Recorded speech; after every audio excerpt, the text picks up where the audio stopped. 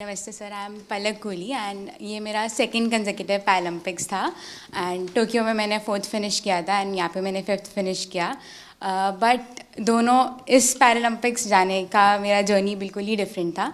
मेरे को after Tokyo Paralympics 2022 में सर बोन ट्यूमर हो गया था और स्टेज 1 कैंसर हो गया था एंड नियर टू 1.5 ईयर मैंने कोई भी कम्पीट नहीं किया, कोई टूर्नामेंट कुछ भी नहीं किया एंड लास्ट ईयर मैंने 2023 में कम बैक किया एंड मैं काफ़ी हैप्पी हूँ और काफ़ी प्राउड हूँ कि मेरे सपोर्टिंग स्टाफ, मेरे कोचेस, गौरव सर के सपोर्ट और गाइडेंस के कारण मैं क्वालिफाई कर पाई पेरिस के लिए एंड मेरे बहुत सारे मेजर टूर्नामेंट्स आफ्टर टोक्यो छूट गए थे। वर्ल्ड चैम्पियनशिप्स बिकॉज मेरे को वॉक ओवर देना पड़ा, एशियन गेम्स में मुझे कोविड हो गया था। इस ईयर मैंने वर्ल्ड चैम्पियनशिप क्वालिफाई किया और मैंने ब्रॉन्ज मेडल जीता एंड फिर मैंने पेरिस के लिए क्वालिफाई किया बैक टू बैक। मेरा वर्ल्ड रैंक एकदम 38 लास्ट हो गया था बिकॉज मैंने टूर्नामेंट्स नहीं खेले थे एंड अगेन से मैंने अपने आप को टॉप 4 वर्ल्ड नंबर 4 में आई और मैंने पेरिस के लिए क्वालिफाई किया।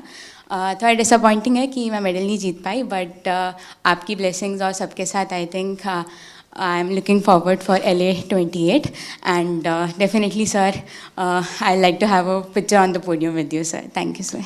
जय हिंद सर, मैं एक सोल्जर हूँ और मेरी वाइफ है सिमरन शर्मा और एक मेरे पास प्रीति है। मैं एथलेटिक का एक कोच हूँ, पैरा एथलेटिक का। तो मेरे 2 एथलीट है, दोनों 100 और 200 मीटर करते हैं और फर्स्ट टाइम जो एथलेटिक में ट्रैक में मेडल आया है सर, मेरे ही एथलीट लेकर आए हैं अभी और 3 मेडल आए हैं। हमारा काफ़ी वहाँ पे सीखने को मिला सर, जैसे कि वहाँ पे हमारा 100 मीटर में एक इवेंट में मतलब 2 मेडल आ गए, तो 2 मेडल एक ही रूम में 2 एथलीट हैं 100 मीटर के दोनों पहली बार खेलने जा रहे हैं, देश के लिए पहली बार मेडल जीतने के लिए जा रहे हैं ट्रैक में। तो जब 2 मेडल एक रूम में रखे हों और दूसरे खिलाड़ी का भी इवेंट भी नहीं हुआ हो, तो उस प्रेशर को मैं as a coach, as a husband मैं कैसा फील कर रहा हूँ, मैं उसको समझ रहा हूँ। दूसरे एथलीट जो है उसका गेम भी नहीं हुआ और उसमें 2 मेडल रखे हैं, हाई प्रेशर है वो कि भाई मेरा तो मेडल भी नहीं आया, उसके 2 मेडल आ चुके हैं। तो उसको उससे बाहर निकालने के लिए बार बार उसको मुझे एंगेज करना पड़ रहा था, बहुत बिजी रखना पड़ रहा था पूरे दिन।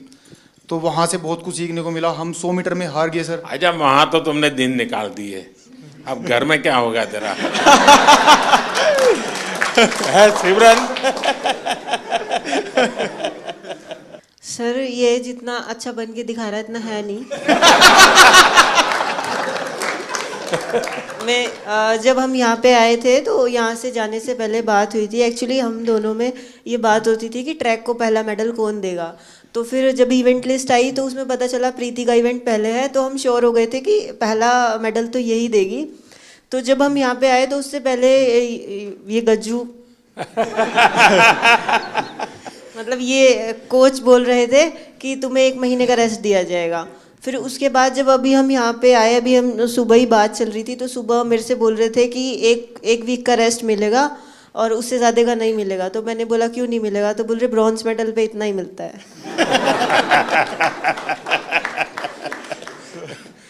अब तुझे खाना नहीं मिलेगा।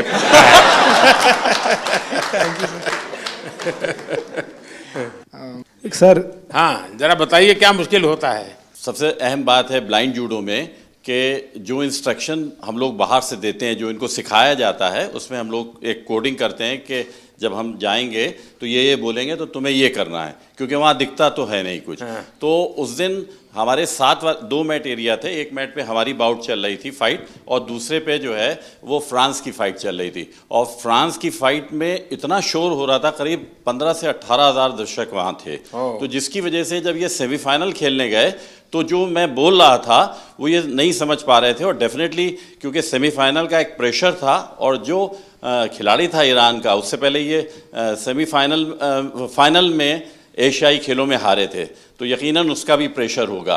तो इस वजह से ये उस दिन हमें भारत के लिए गोल्ड मेडल नहीं ला पाया। तो सामने का जो कोच होगा वो भी अपने प्लेयर को इसी प्रकार से सूचना करता होगा? जी, वो भी। अब ये डिपेंड करता है कोच टू कोच कि वो, जैसे हमारा इनका टाइप, जो भी हमारे कोचेज और जो खिलाड़ी उनके साथ ये है कि हम लोग ये देखते हैं कि कौन किस तरीके से सिखाता है, तो हम डिफरेंट उसकी जो है सोच में मतलब कोच को भी औरों से अपने आप को अलग सीक्रेट रखना पड़ता है। बिल्कुल। अच्छा। क्योंकि वही चीज़ हम कहेंगे वो कहेगा तो फिर नहीं समझ पाएगा। अच्छा, आपको अगर इसको कहना है कपिल को जी कि कपिल बाएं ओर से ठोको, तो क्या बोलेंगे?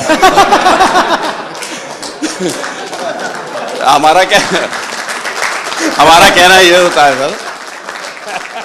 फिर ऐसा ही होता है ना। सर हम बोलते कि हम मार दे, तो मैं सर अटैक तो करता हूँ, कभी खाली चला जाता तो वापस खड़ा हो लेकिन जाता। टेक्निक का नाम बताते हैं, जो पोजीशन आगे पीछे पाँव की दिखती है तो वो टेक्निक का नाम जो इनको सिखाया होता है वो बताते हैं, तो फिर ये वो अप्लाई करते हैं, क्योंकि कहाँ पर ऑफ बैलेंसिंग हो रही है, आगे हो रही है, पीछे हो रही है, तो वो टेक्निक बताते हैं। तो आप सामने वाले की पोजीशन भी बताते होंगे। जी जी जी बिल्कुल, उसके जो मूवमेंट होते हैं, जैसे उसने आगे किया, वेट उसका आगे जा रहा है तो हम आगे वाली टेक्निक उसको मार सकते हैं। ऐसे ही अगर उसने पीछे वेट किया या पीछे मूव कर रहा है तो पीछे वाली टेक्निक बताते हैं, और जिससे कि हम उसके पॉइंट लेते हैं। आप जब वहाँ बैठे होते हैं तो आपके भी हाथ पैर हिलते होंगे। बहुत ज्यादा। अब बस नहीं चलता कि हम लोग भी मैट पे चले जाएं तो कोच। सर ऐसा हो रहा था कि सेमीफाइनल में जो रेफरी थे जो मेरे हाथ पकड़ के ले जा रहे थे, उनके हाथ खुद धूज रहे थे।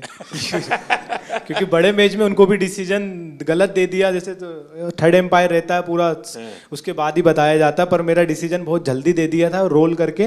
वो मेरी भी गलती रही कुछ, सेमीफाइनल में मैं दब गया, पर नेक्स्ट टाइम मैं सर आपसे वादा करता हूँ 2028 में। बहुत अच्छा कर रहे हो, बहुत अच्छा कर रहे हो, बहुत बधाई हो। Thank you sir, thank you so much.